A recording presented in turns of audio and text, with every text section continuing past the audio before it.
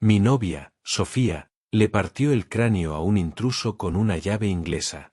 Eso sucedió hace casi un año, pero la pesadilla no comenzó esa noche, sino meses después, cuando se desvaneció en la niebla de los acantilados del norte. Pero debo empezar por el principio. Sofía vive en una vieja casa de piedra en la costa gallega, a las afueras de un pueblo diminuto llamado Puerto del Viento.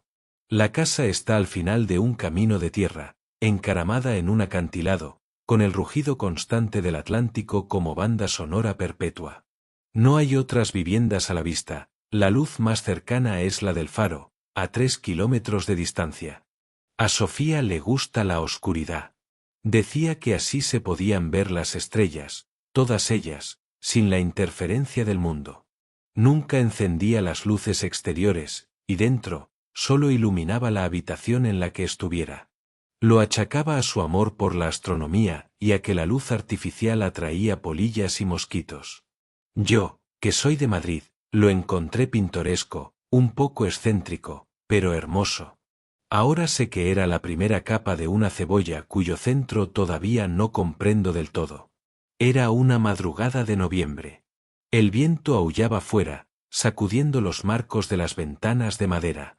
Me despertó no con una sacudida suave, sino con un susurro urgente y cortante como navaja en la oscuridad. Javier. Despierta. Ahora. Su voz era un cable de acero tensado hasta el límite. Antes de que mi cerebro lograra procesar el sueño, ella ya se había levantado de la cama. Oí sus pasos rápidos y silenciosos alejándose por el pasillo. ¿Qué pasa?, mascullé, aturdido. Hay alguien abajo, dijo su voz, ya desde lejos. Coge el teléfono. No llames a la policía aún. No llames a la policía, fue lo que dijo. No llama a la policía. Eso debería haberme alertado. En mi estupor, busqué mi móvil en la mesilla. Cuando lo encontré y encendí la pantalla, la luz cegadora me hizo entrecerrar los ojos. Para cuando salí del dormitorio, Sofía había desaparecido en la penumbra de la casa. La seguí, guiado por el instinto y un nudo de hielo que se formaba en mi estómago. Bajé las escaleras de piedra con cuidado, cada uno de mis latidos un tambor en mis oídos. El sonido me llegó primero, un golpe sordo, metálico, seguido de un juramento ronco y un chasquido de cristal. Luego, una voz que no era la de Sofía, áspera y ebria de algo más que alcohol. Dame la cartera, puta bruja. Sé que tienes dinero. Al llegar al salón, la escena se me apareció en fragmentos, como un cuadro espantoso iluminado por destellos. La puerta de la entrada, de madera maciza, estaba abierta de par en par, y el viento frío barría la estancia. Un hombre, grande, con la ropa empapada y sucia, se cernía sobre Sofía. En una mano blandía un cuchillo de cocina largo, de esos para cortar carne. Yo me quedé paralizado en el umbral, mi móvil apretado en la mano como un talismán inútil. Sofía no retrocedía. Estaba de espaldas a mí, pero su postura era de una calma aterradora. No gritaba, no suplicaba. En sus manos, sostenía con firmeza una llave inglesa grande, de esas que usan los fontaneros. La tenía levantada, no como una amenaza, sino como una herramienta cuyo uso conocía perfectamente. Vete de mi casa, dijo Sofía. Su voz no temblaba. Era plana, fría, como el acero de la llave. El hombre soltó una risotada y dio un paso al frente, el cuchillo brillando con la tenue luz del pasillo. ¿O qué, me vas a dar con eso? No hubo respuesta. Solo acción. Fue tan rápido que casi me lo perdí. El hombre se abalanzó. Sofía no esquivó el ataque frontal, en lugar de eso, se movió lateralmente con una fluidez imposible, como si bailara. La llave descendió no sobre el brazo que empuñaba el cuchillo, sino sobre la mano que lo sostenía. Oí el crujido nítido y horrible de huesos rompiéndose. El cuchillo cayó al suelo de piedra con un ruido metálico. El hombre aulló de dolor y sorpresa, sujetándose la mano destrozada. Pero no fue el fin. La furia y la droga le dieron una segunda vida. Con un rugido, se lanzó contra ella, usando su peso corporal como arma. Sofía cedió terreno, tropezando contra una butaca. El hombre la agarró del brazo, sus dedos sucios apretando la piel pálida de Sofía. Y entonces, vi como algo se rompía dentro de ella. No fue pánico. Fue como si un interruptor se accionara en lo más profundo de su ser. Con una fuerza que no sabía que poseía, se liberó de su agarre. La llave inglesa, que no había soltado, se movió de nuevo. Esta vez, no fue un golpe dirigido a desarmar. Fue un movimiento corto, brutal y preciso. La pesada cabeza de metal impactó en la sien del hombre con un sonido húmedo y sordo que nunca podré borrar de mi memoria. Él se desplomó como un saco de piedras. No hubo más sonido. Solo el viento y el océano, y el jadeo entrecortado que salía de mis propios pulmones. Sofía se quedó de pie, mirando el cuerpo inmóvil a sus pies.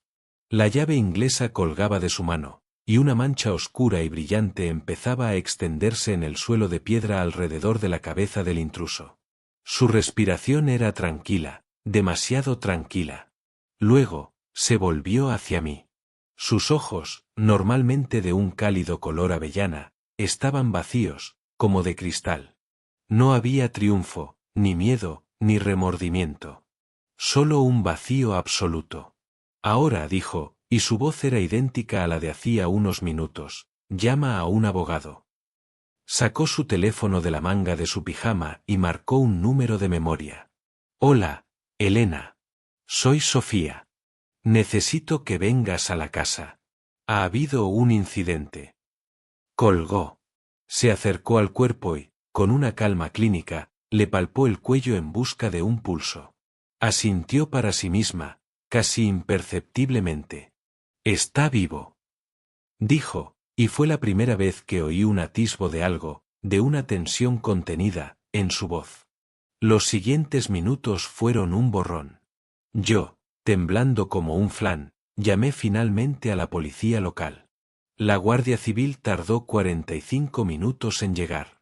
45 minutos eternos en los que yo miraba fijamente al hombre inconsciente en el suelo, y a Sofía, que se había sentado en el borde de la butaca, inmóvil, observando la puerta abierta como si esperara a alguien más. Sofía es la persona que rescata gaviotas heridas que encuentra en la playa y las lleva a un centro de recuperación. Es vegetariana estricta desde los 14 años. Medita cada mañana al amanecer, y su risa es lo más genuino que he conocido. Antes de aquella noche, la habría descrito como un espíritu libre, pacífico y conectado con la tierra. Ahora, esa imagen se había hecho añicos y se había reconstruido en algo más complejo, más oscuro y, de algún modo, más real. Cuando llegaron los guardias civiles, fueron desdeñosos y torpes. Un cabo joven, con bigote y actitud de suficiencia, empezó a hacerme preguntas a mí como si yo fuera el responsable. ¿Por qué no se escondió, hombre? ¿Para qué enfrentarse con la de gente que muere por tonterías así? Sofía intervino entonces. Su voz recuperó algo de calor, pero era el calor de un horno encendido. El señor es mi invitado, dijo, mirando fijamente al guardia. Yo soy la propietaria de esta casa. El individuo de ahí señaló con la barbilla al intruso, que empezaba a gemir, forzó la cerradura de la puerta y me atacó con un cuchillo. Actué en defensa propia legítima. Mi abogada, Elena Márquez, está de camino. No diremos nada más sin su presencia. Mencionar el nombre de la abogada surtió efecto inmediato. Las actitudes cambiaron.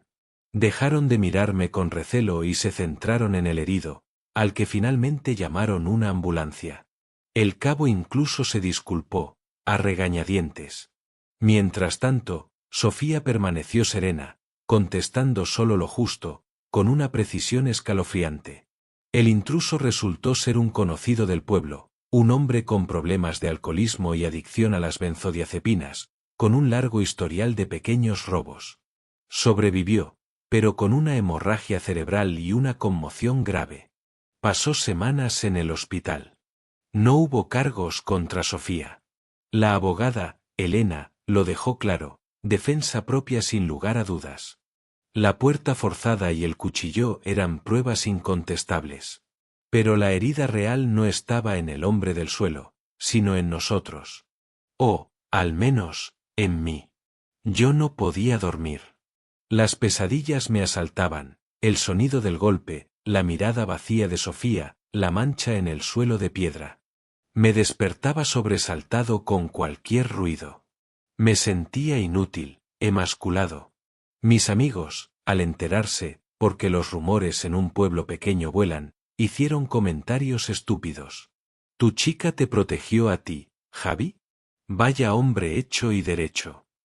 Mi propio padre, al teléfono, soltó un «¿Y tú qué hiciste?», sacarle una foto, que me taladró el alma. Sofía, en cambio, parecía haberlo superado. O eso creía yo.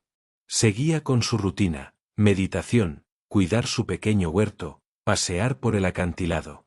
Pero notaba algo diferente. Su meditación se hacía más larga, a veces horas. Su mirada se perdía a menudo en el horizonte, como si buscara una respuesta en las olas. Y empezó a hablar de apegos, de la ilusión de la seguridad, de la necesidad de soltar. Palabras que conocía de su filosofía, pero que ahora tenían un peso nuevo, ominoso. Fue entonces cuando empezó a desaparecer. La primera vez fue solo unas horas. Fue a pasear al acantilado y no volvió a la hora de cenar. La encontré sentada en una roca, mirando fijamente el océano, empapada por la bruma. Me perdí en mis pensamientos, dijo. No parecía preocupada. La segunda vez, faltó toda la noche. Llamé a sus amigos del pueblo, al dueño del bar. Nadie la había visto. El pánico se apoderó de mí. Justo cuando estaba a punto de llamar a la Guardia Civil, apareció caminando por el sendero, pálida y con los pies embarrados. Dijo que había ido a una cala solitaria y se había quedado dormida. No me lo creí. Sus ojos tenían un brillo febril, distante. El punto de ruptura llegó 3 meses después del incidente. Una mañana, anunció que necesitaba hacer un retiro. Dijo que un conocido de la comunidad de Main Felnis tenía una cabaña en las montañas de Ancares, en Lugo, y que se iba a pasar una semana allí, sola. Necesito silencio, Javier.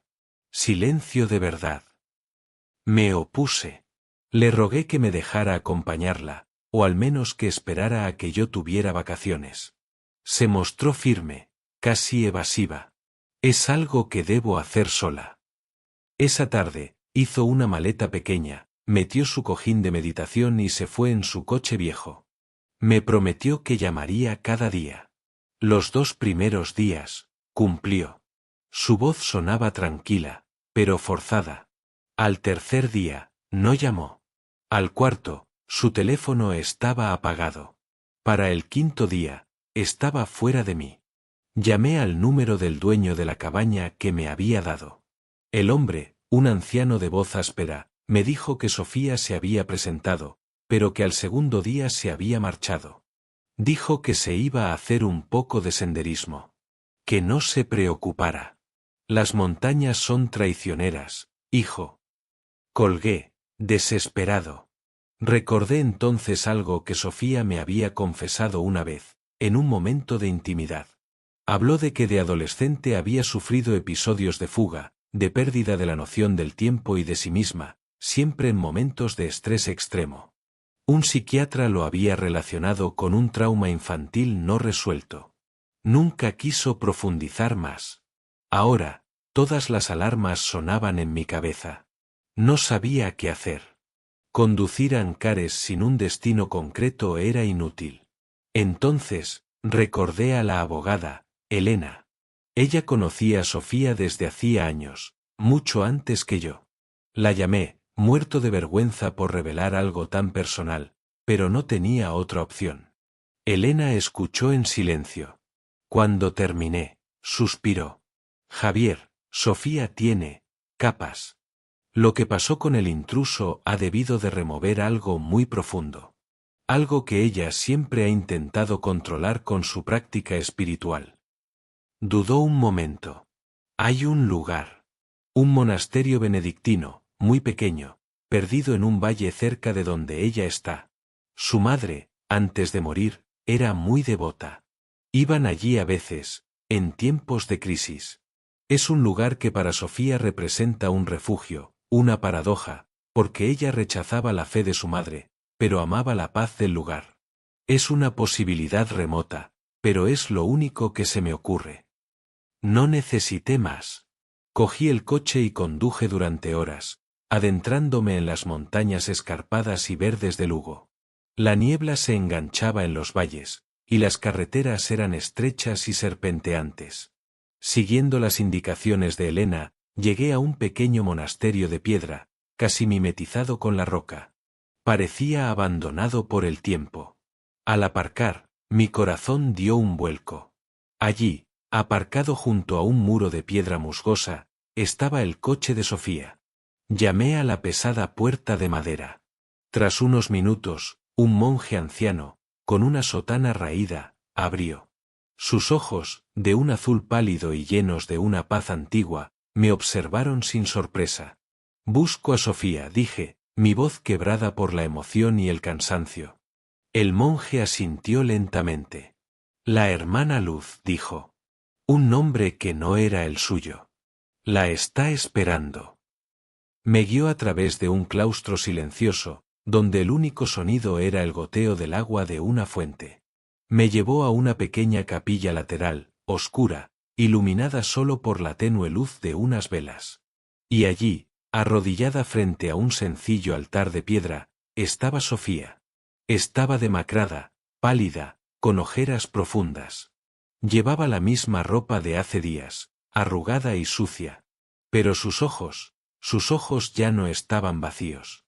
Estaban llenos de un dolor tan profundo y tan puro que me dejó sin aliento. Al verme, no se sorprendió. Una lágrima silenciosa se deslizó por su mejilla. Javier, susurró. Lo siento. Me acerqué y me arrodillé a su lado, en la piedra fría. No dije nada.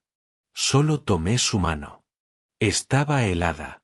Ella empezó a hablar, en voz baja, entrecortada por los sollozos que finalmente rompieron la presa. Me habló de la noche del intruso. No del miedo, sino de la rabia.